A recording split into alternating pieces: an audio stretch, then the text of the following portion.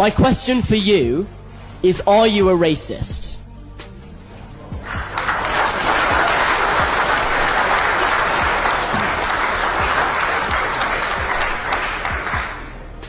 Why are you applauding that?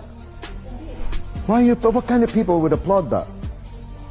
Am I a racist? You've sat through the last hour and a half of me speaking, and you're applauding someone asking me if I'm a racist?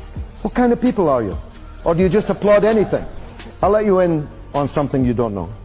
I'm one of the few people on the left in Britain who traveled the length and breadth of apartheid South Africa as an underground agent of the African National Congress led by Nelson Mandela, then in Pollsmoor prison in Cape Town. Therefore, the subject of apartheid is particularly important to me. The question of racism is particularly important to me.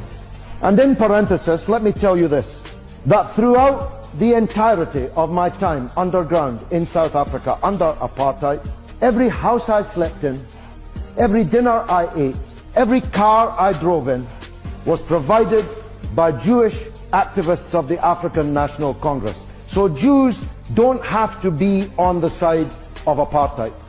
They don't have to be on the side of racism. They can stand up against it.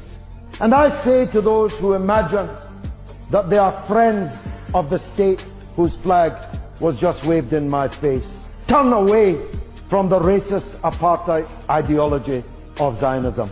Turn back to where Jews were before the emergence and the hegemony of Zionism.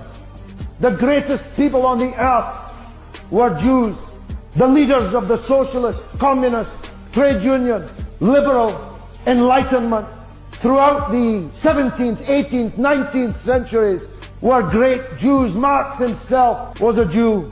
None of them believed that as Jews they should go and take somebody else's country and drive millions of them around the world as refugees. All of them would have turned their back against such an ideology. Because of the decades that I worked against apartheid in South Africa, do you imagine that I would turn up at a university and debate apartheid with a supporter from South Africa of the apartheid system? I'd rather punch him in the face than debate with him. Why? Because apartheid is a racist poison. It is the worst kind of fascism. And I would never debate with any supporter of South African apartheid.